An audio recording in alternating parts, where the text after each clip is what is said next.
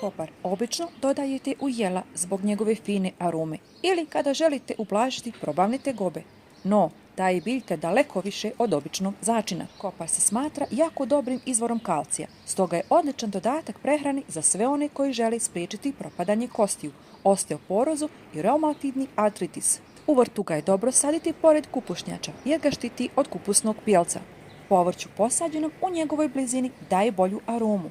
Kopar je izvrsno saditi u blizini krastavca i mahuna jer će njihova aroma biti nezaboravnog ukusa.